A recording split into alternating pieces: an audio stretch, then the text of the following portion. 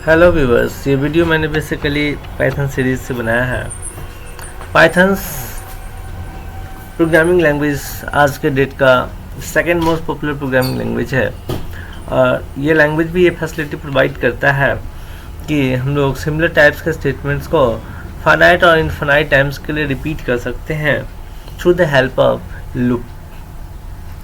और फाइनाइटनेस जो लूप की प्रॉपर्टी है ये डिपेंड्स करता है कंडीशन पर।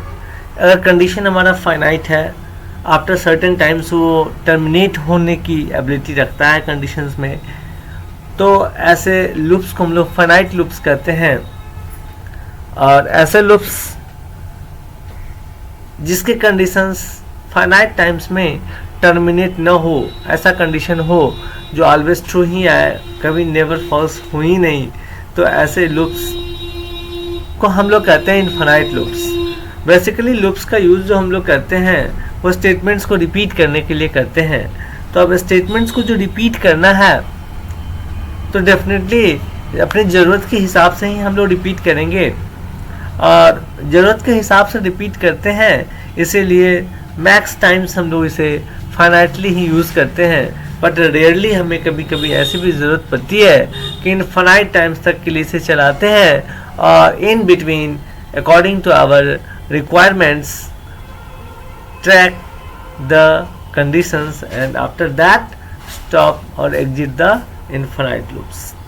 अब बात आते हैं अगर लूप्स की, तो इसमें पाइथन्स में हम लोग दो तरह से लूप्स का यूज़ करते हैं।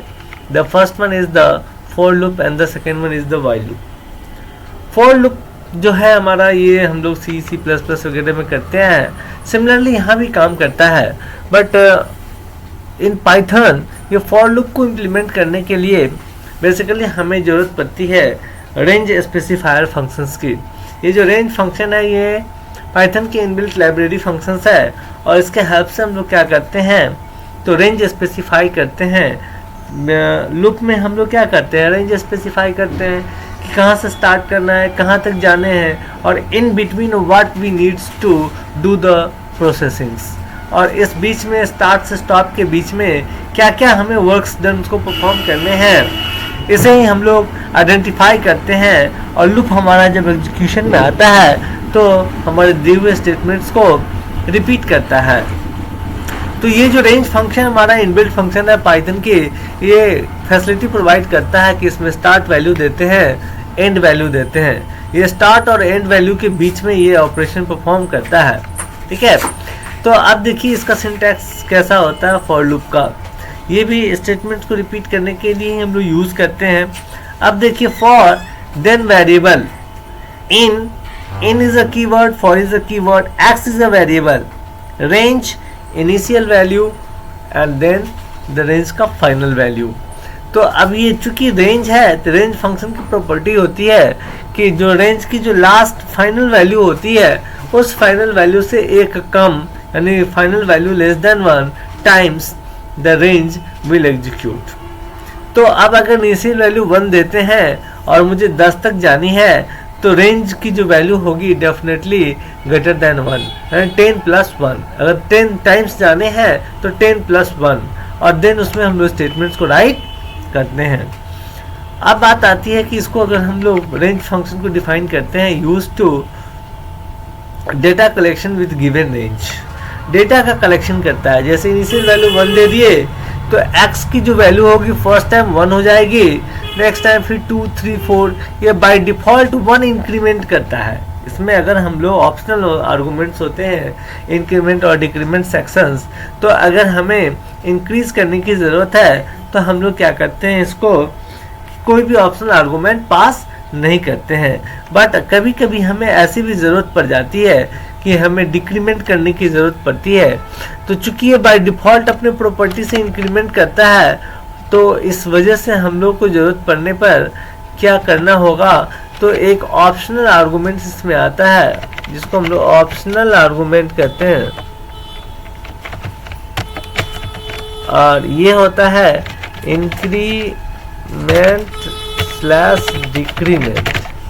ये ज़रूरत पड़ने पर हम लोग लगाते हैं। अगर कोई वैल्यू है जिसको डिक्रीजिंग ऑर्डर में लेना है 10 to 1, तो अब वो डिफ़ॉल्ट जो हमारा इंक्रीमेंट है वो यहाँ अप्लाई नहीं होगा। ऐसे सिचुएशंस में हम लोग थर्ड आर्गूमेंट्स को इम्प्लीमेंट करते हैं और उसका काम है कि वो स्पेसिफाई करता है what's we have to do with initial value to the range given value, और इस तरह से ये रेंज फंक्शन हमारा काम करता है। अब आते हैं अगर हमें प्रिंट करना हो तो इसका एग्जांपल सेटल करते हैं। ये देखिए एग्जांपल्स में कहता है क्या write a program to print 1 to 10। तो अब 10 तक जाने के लिए हमें क्या करना होगा, जो रेंज स्पेसिफाई करेंगे 1 से लेकर के 10 + 1 11 तक करेंगे। फिर देखिए कहता है कि अगर इसको रन कर दिया जाए तो चलिए इसको रन करा करके एक बार आपको आउटपुट में दिखाता हूँ कि ये क्या कर रहा है। चलिए इसको रन मैंने किया। अब देखिए सबसे पहला है कि 1 से लेकर के 11 तक मैं जा रहा हूँ, तो ये देखिए ये क्या कर रहा है कि 1 से लेकर के 2 3 4 5 6 7 8 9 10, ये 10 तक मूव किया। अब जो नेक्स्ट आउटपुट नेक्स्ट प्रॉब्लम है हमारा, write a program to print set list using loop. Set के लिस्ट को हमको प्रिंट करना है यूजिंग लूप। तो अब देखिए यहाँ पर end of list automatically identify है कि जब इसका लास्ट एलिमेंट आ जाए तो जो सेट 1 वेरिएबल है एंडेड। तो अब इस केस में हमें अलग से क्या करनी है, तो रेंज स्पेसिफाई करने की जरूरत नहीं है, because it is a set and it contains some finite elements, और so it will begin from start and it will end to the last element of the set, right? तो अभी last element of the set हमारा जैसे ही आएगा this loop will automatically terminate। तो ये हमारा 1 2 3 4 5 1 and 5 is repeated and set have a property repetition not allowed inside the set, so it will only prints 1 2 3 4 and 5। so this one is the print of 1 2 3 4 and 5, no repetitions there, right? And the next one is dictionary elements using loop। अब dictionary में कहता है कि dictionary elements को हम लोग की pair value से रिप्रेजेंट करते हैं। तो हियर की 1 is a key and 100 is a value, next to key 2 is a key and the 200 is its value। So now here the output is key 1, first of all the dictionary 1 have 2 key 1 and key 2, so X have first key 1, so it represents key 1, and at key 1 what will be the value, the 100 is the value। we can show the key paired value using the loop like this। and the last one is the list। list have also different types of elements like this, Python 200, HTML 500, and for X in list 1 print X, which display the list first of all Python, then it's 200, then HTML, and then 500। like this we can solve list, dictionary and set types of data using the loop, and the elements of these special data types will be displayed through the help of the loop।